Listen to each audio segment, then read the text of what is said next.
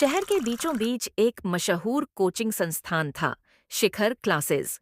यहाँ दूर दूर से बच्चे पढ़ने आते थे क्योंकि इसके प्रिंसिपल निहाल सर सख्त भी थे और दयालु भी।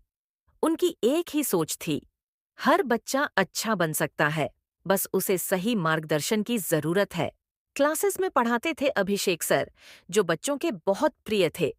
उनका पढ़ाने का तरीका इतना सरल और मजेदार था कि बच्चे कभी बोर नहीं होते थे। लेकिन हर क्लास की तरह यहाँ भी दो बिल्कुल अलग-अलग स्वभाव के बच्चे थे। पहला था सूर्यांश, जो क्लास का सबसे शरारती और बदमाश बच्चा माना जाता था।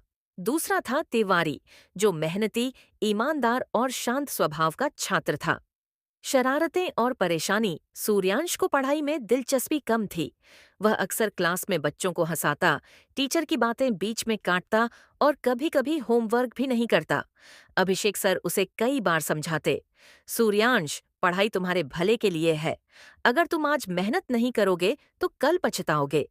लेकिन सूर्यांश हमेशा हंसकर टाल देता।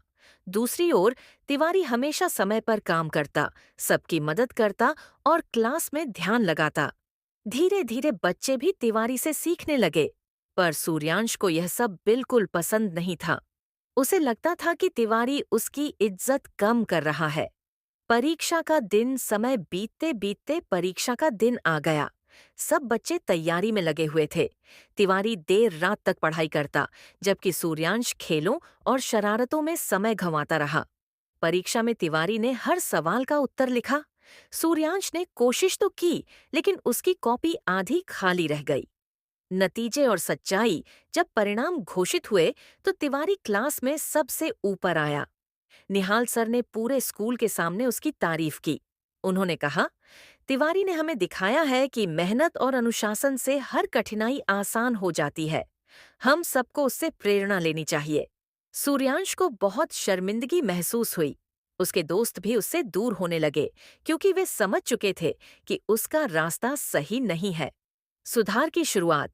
अगले दिन सूर्यांश चुपचाप निहाल सर के कमरे में पहुंचा और बोला, सर, मैं बदलना चाहता हूँ। मैंने गलती की है।